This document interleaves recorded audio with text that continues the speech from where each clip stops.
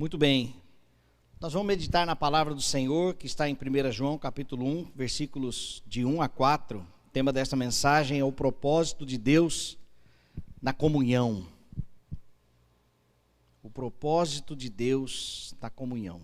João estava preso na ilha de Patmos por causa da perseguição e, aliás, por causa da sua fidelidade ao Senhor. Ele então foi perseguido e preso. E lá na ilha de Patmos ele escreve o Evangelho, escreve as cartas e também o livro de Apocalipse. E imagine João, 50 anos aproximadamente, 40 anos depois da ressurreição de Cristo, João vivendo aquela êxtase de ter abraçado o Senhor, de ter caminhado com Cristo, de ter ouvido de Cristo que ele era o discípulo amado, ao ponto de, e a sua humildade, ele não escrever isso citando o seu nome, né? Então a experiência que João teve, o impacto na história da sua vida. Eu tive um encontro com o Messias, aquele que haveria de vir, veio e eu tive um tempo com ele, de aproximadamente 1 ano e meio, 2 anos, caminhando com o Senhor. Então ele, com esta bagagem, com esta experiência em sua história, ele escreve estes versículos, que diz assim, 1 João, capítulo 1, versículos de 1 a 4. O que era desde o princípio, o que temos ouvido, o que temos visto com os nossos próprios olhos, o que contemplamos, as nossas mãos apalparam com respeito ao verbo da vida. Versículo 2, e a vida se manifestou e nós a temos visto e dela damos testemunho e vô-la anunciamos, a vida eterna, a qual estava com o Pai e nos foi manifestada. O que temos visto e ouvido anunciamos também a vós outros, para que vós igualmente mantenhais comunhão conosco. Ora, a nossa comunhão com o Pai, a nossa comunhão é com o Pai e com o seu Filho Jesus Cristo. Estas coisas, pois, vos escrevemos para que a nossa alegria seja completa. O ambiente para onde esta carta foi dirigida estava sendo contaminada pelo gnosticismo. Eles afirmavam que a matéria era má e só o espírito era bom. Se isso fosse uma verdade, como afirmar que Jesus Cristo era o Deus encarnado, se a carne era má? Então João escreve esta carta para confirmar que Jesus Cristo, homem, é verdadeiramente Deus. Eles negavam a possibilidade de uma real encarnação, o gnosticismo, porque sendo Deus bom, não lhes era possível que viesse aqui na terra, uma vez que o corpo era algo mau, algo contaminado. Então a epístola vem para refutar essas ideias errôneas e combater e afirmar o senhorio de Jesus. O texto começa dizendo o que era desde o princípio. Esse era aqui significa que ele não veio, não teve um dia em que Jesus passou a existir. Ele era desde o princípio. Mas que princípio é esse? O princípio da criação.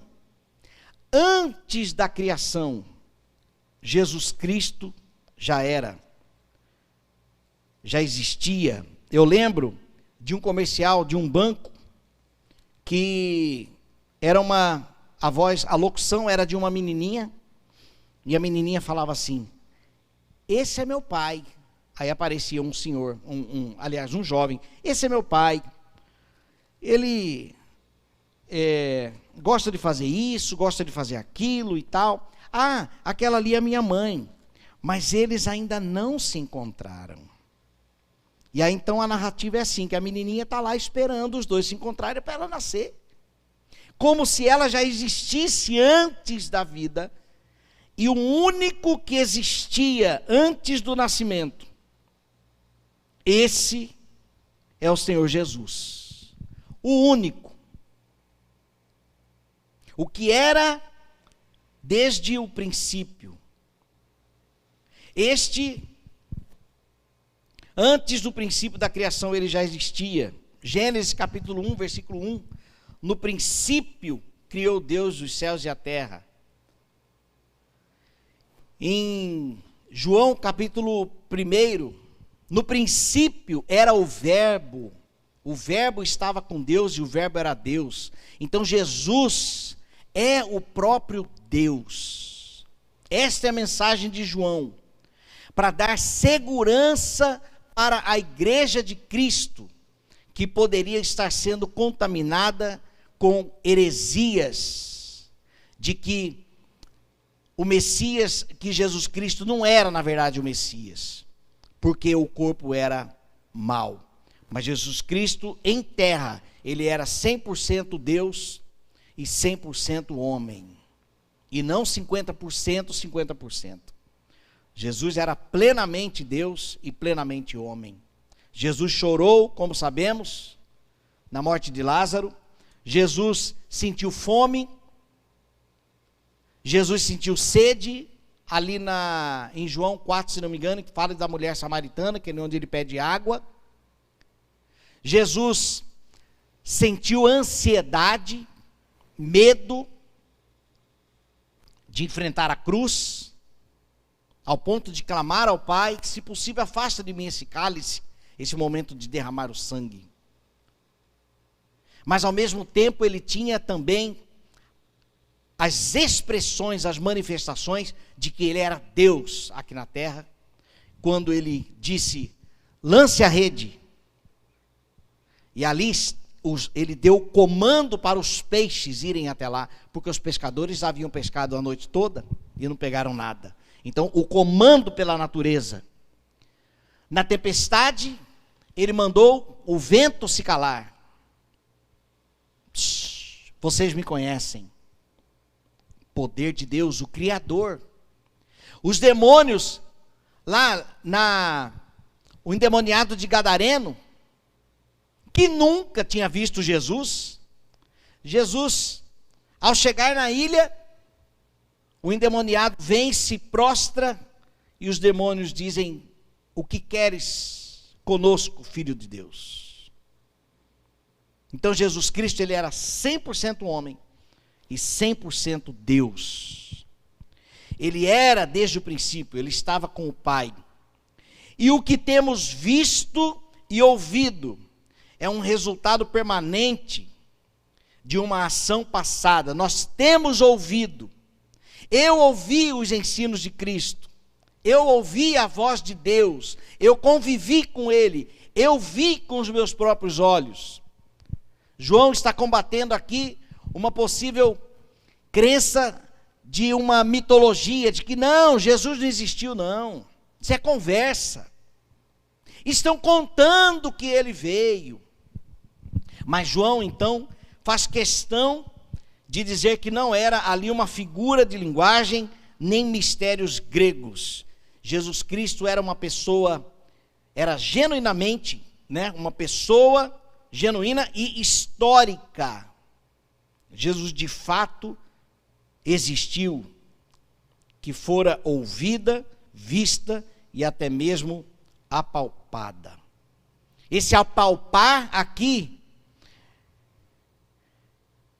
é depois da ressurreição, porque Jesus ressuscitou com um corpo incorruptível. Tem uma passagem em João 20, versículo 24 a 29, que diz o seguinte: ora, Tomé, um dos 12, chamado Dídimo, que significa gêmeo, possivelmente Tomé tinha um irmão gêmeo, não estava com eles quando veio Jesus, aqui depois da ressurreição. Disseram-lhe então os outros discípulos: Tomé, nós vimos o Senhor. Mas ele respondeu: se eu não vir as suas mãos, o sinal dos cravos, e ali não puser o dedo, e não puser a mão no seu lado, porque ele tomou aquela flechada, lembra? De modo algum acreditarei. Passados 8 dias, estava outra vez ali reunidos os seus discípulos e Tomé com eles. Estando as portas trancadas ao corpo incorruptível de Cristo e o mistério. Estando as portas trancadas, veio Jesus e pôs-se no meio. E disse-lhes, paz seja convosco. Com as portas trancadas, Jesus entrou. E o texto não diz que foi por uma janela, por um vãozinho. Ele simplesmente atravessou e ele entrou, e ali no meio dos discípulos: paz seja convosco. E logo disse a Tomé, já foi logo em Tomé: Tomé, vem cá, tem uma dívida aqui. Põe aqui o dedo e vê as minhas mãos. Chega também a mão e põe-na no meu lado. Aí a mensagem de Jesus: não seja incrédulo, mas crente. Respondeu Tomé: Senhor meu e Deus meu. Disse-lhe Jesus: porque me viste, creste? Felizes os que não viram, mas creram. Nós não vimos Jesus com os nossos olhos, mas nós cremos que Jesus Cristo foi uma pessoa histórica, uma pessoa genuína. Jesus, ele veio e pisou nesta terra. Jesus é o Verbo encarnado, nascido de uma virgem. Olha esse mistério, o nascimento de uma virgem. Então, felizes os que não viram, mas creram. Agora, as palavras de João vêm fortalecer, reforçar de que Jesus Cristo era realmente o Filho de Deus. Com respeito ao verbo da vida, ele também diz, Jesus Deus. Esse verbo da vida, ele não é um apelido ou uma simples nomenclatura que ele está dando para Jesus, mas ele está dizendo a palavra da vida, o verbo da vida. A vida foi manifestada, versículo 3, o que temos visto e ouvido, anunciamos também a vós, para que vós igualmente mantenhais comunhão conosco. A vida foi manifestada, versículo 2, e a vida se manifestou. É a revelação de um presente de Deus para nós. Ele estava com o Pai, mas ele deixou o seu trono de glória e veio aqui no nosso meio. Foi se manifestado o Filho de Deus. A preposição com o Pai mostra a igualdade de Cristo com Deus. Jesus Cristo é o próprio Deus. Agora, por que o apóstolo nos apresenta então esta mensagem? Versículo 3 responde: o que temos visto e ouvido, anunciamos também a vós outros. Aqui vem, para que? O propósito da carta de João: para que vós igualmente mantenhais comunhão conosco. João está falando aqui daqueles que ainda não acreditam, mas para que estes também possam ter comunhão com o Pai e com o Filho. O que temos visto e ouvido, anunciamos também a vós outros. Visto e ouvido é a experiência real de João com Jesus. Anunciamos a vós outros é porque a mensagem ela deve ser compartilhada. E não somente ficar conosco. O evangelho deve ser compartilhado. Para quê? Olha que interessante aqui, gente. Por que nós devemos anunciar, devemos compartilhar? O texto diz: para que vós igualmente mantenhais comunhão conosco. Mas como assim essa comunhão? Versículo 4 responde. Perdão, aqui mesmo no 3. Comunhão conosco. Ora, a nossa comunhão é com o Pai e com o seu Filho, Jesus Cristo. Quer ter comunhão com o corpo de Cristo, com a igreja de Cristo? Venha. Porque a nossa comunhão é com o Pai e com o Filho. E nós queremos que vocês também tenham essa comunhão que nós temos com Deus. Se hoje eu tenho comunhão com o Pai e com o Filho,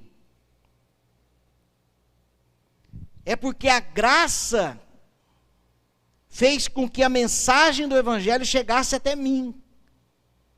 E então eu dei ouvidos, me rendi àquela verdade e hoje eu desfruto dessa comunhão. Você quer também? Você pode vir. Você pode vir. Agora a mensagem deve ser anunciada. Olha a responsabilidade que nós temos, gente. Se nós não anunciamos, nós tiramos a nossa parte aqui, tá? A parte humana. Quando nós não anunciamos, nós tiramos a oportunidade das pessoas terem a comunhão que nós temos com o Pai e com o Filho. Em 1996,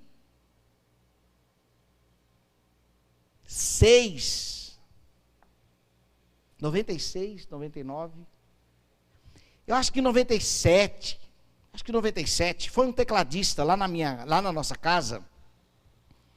Nós precisávamos comprar um teclado profissional. E quem é músico aqui vai lembrar. O teclado era um M1 Korg, a marca Korg, modelo M1. O primeiro teclado profissional que nós tivemos. Lembra? Conheci o Pedrito. Tinha até um disquete. Meu Deus, era chique demais. E o tecladista, o nome dele é Itzen. Ele chegou com o teclado, tirou da capa, coisa mais linda, impecável. E aí, então, ele mostrou o teclado. Nós vamos ficar com o teclado. Compramos. Ele falou, nem sei porque que eu estou vendendo. Aí ele vendeu para a gente, compramos a banda, na época eu não era nem convertido. Acho que em 96, 97. Em 99 eu me converti. Quando eu chego na primeira igreja batista de Cuiabá, quem está tocando teclado? O Itzen. Falei, Itzen, vem cá. Por que aquela vez você não falou de Jesus para mim? É claro que existe a soberania de Deus em todo o processo, o kairos de Deus, o tempo de Deus, o momento da nossa conversão. Mas eu queria ter essa resposta. Por que você não pregou para mim? Aí quando a gente se converteu, nós fomos dar testemunho nas igrejas. Quando eu chegava nas igrejas, tinha um monte de menininha que era fã da nossa banda ali. E quando acabava, oi! Falei, vem cá. Você é dessa igreja? Ah, eu sou, minha mãe é, a nossa família. Por que você não falou de Jesus para mim?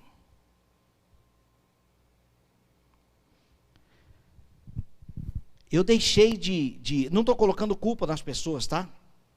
Mas o que eu quero dizer é que quando nós não anunciamos a mensagem, nós adiamos o privilégio das pessoas de terem comunhão com o Pai e com o Filho.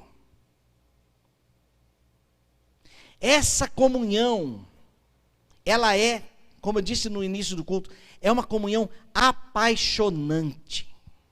Tem o preço, nós sabemos que a porta é estreita.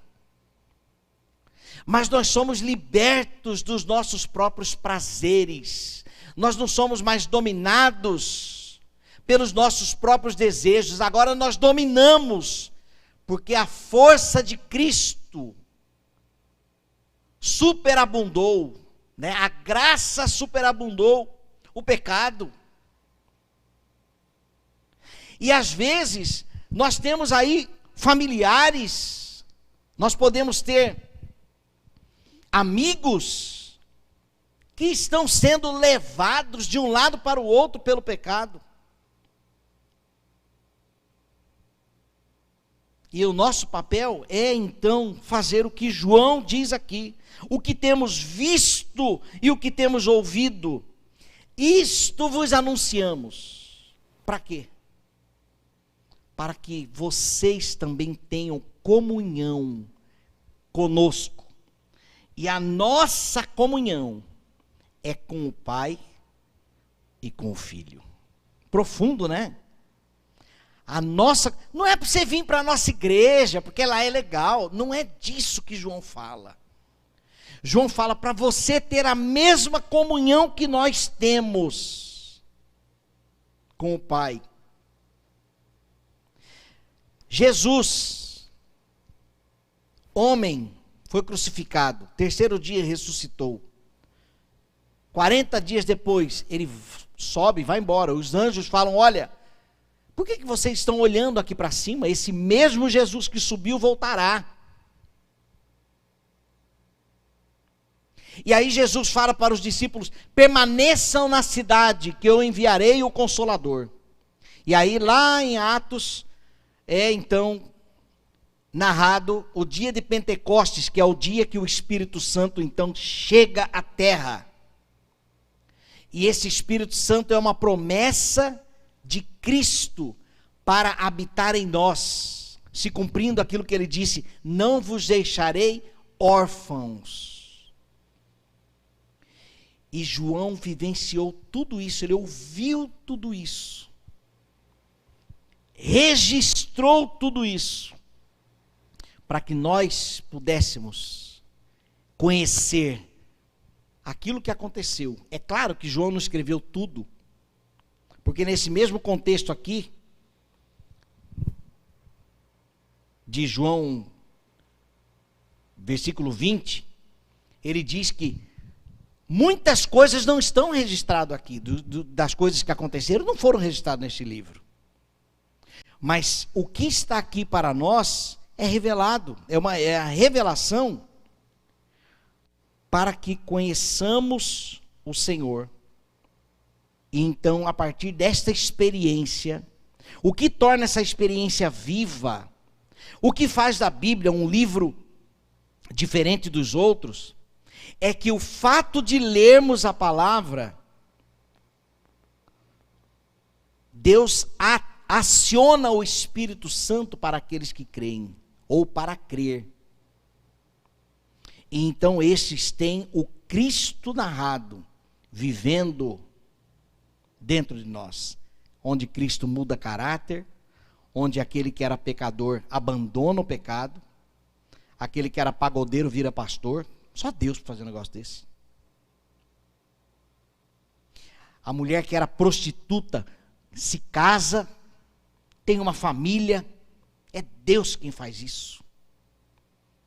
O fofoqueiro, a fofoqueira se transforma em intercessores. Olha que coisa maravilhosa. Isso é quando o Espírito Santo de Deus passa a habitar em nós. Então, o apóstolo apresenta esta mensagem para que todos tenham comunhão com o Pai e com o Filho. Koinonia é a palavra grega para comunhão. Koinonia significa ter coisas em comum, significa participação, parceria, sociedade, andar junto, caminhar junto. Koinonia. A comunhão e a sociedade cristã é uma participação da vida comum em Cristo, mediante o Espírito Santo, que sugere-nos como dom de Deus. Agora, por que tudo isso? O tema da mensagem, né? A alegria completa, o propósito de Deus na comunhão, para que a nossa alegria seja completa. Anunciamos o que temos visto e ouvido, para que o povo tenha comunhão conosco, com o Pai, com o Filho, com a sua igreja, para que a vossa alegria seja completa, ou que a nossa alegria seja completa. A nossa alegria, vê-los em comunhão com o Pai e com o Filho. A nossa alegria, vê-los salvos do pecado, libertos do pecado, não mais dominados pelo pecado. A nossa alegria em vê-los em comunhão conosco, nós que já fomos salvos por Jesus, e a nossa alegria será então completa em Deus. Alegria completa. E a alegria completa não é somente em comunhão conosco, igreja. Porque tem muita gente que está dentro da igreja e não tem uma alegria completa. Porque a verdadeira alegria está no Senhor. A verdadeira alegria vem da comunhão com Deus, que está em Cristo Jesus. Amém? Quero então aplicar esta exposição breve do texto. Primeiro, a existência de Cristo está comprovada. Basta-nos somente crer. Está comprovada. Não somente na Bíblia, mas fora da Bíblia, a história confirma que Jesus Cristo veio à Terra. Segundo, Jesus, o Filho de Deus encarnado, está disponível para todos. Talvez o que falta é ousadia da nossa parte como igreja, para que todos possam ouvir a palavra. O plano de Deus é restaurar a nossa comunhão com Ele, porque Deus nos criou para vivermos eternamente com Ele, mas o pecado nos separou,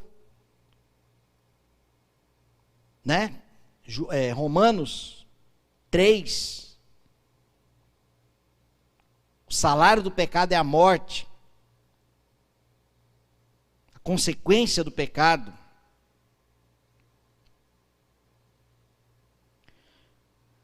E o quarto, a alegria completa pode ser desfrutada na terra, através da comunhão com Deus e com a sua igreja. Louvado seja o nome do Senhor por isso. A existência de Cristo está comprovada. Jesus, o Filho de Deus encarnado, está disponível para todos. O plano de Deus é restaurar a nossa comunhão para com Ele.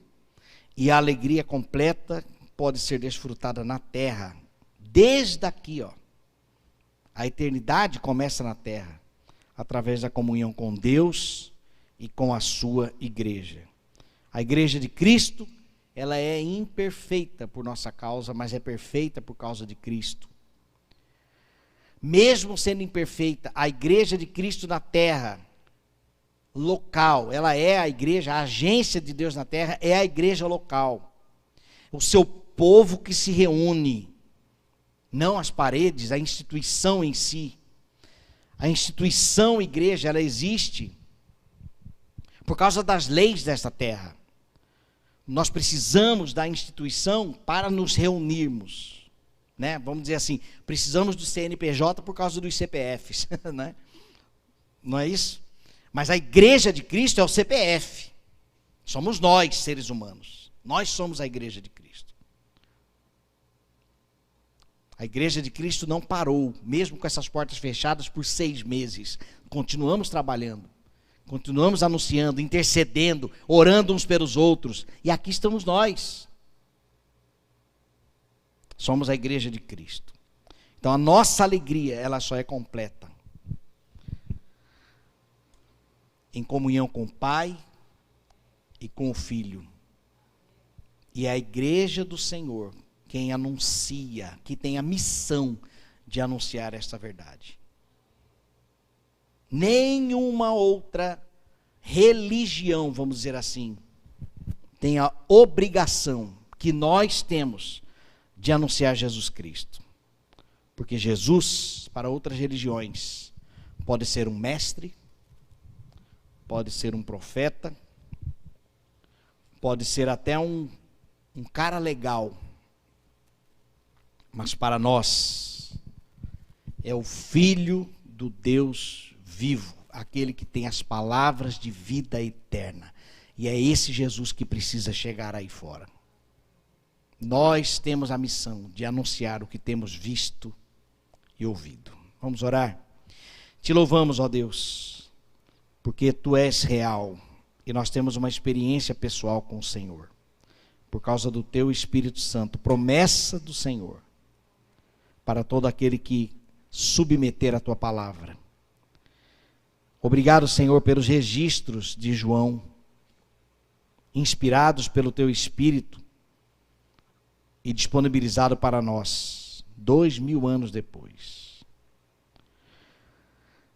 Ó Deus, desperta-nos para esta missão de anunciar o que temos visto e ouvido, essa experiência pessoal que temos tido com o Senhor, para que outras pessoas possam ter comunhão conosco, porque a nossa comunhão é com o Pai e com o Filho, para que estes também venham desfrutar da alegria completa.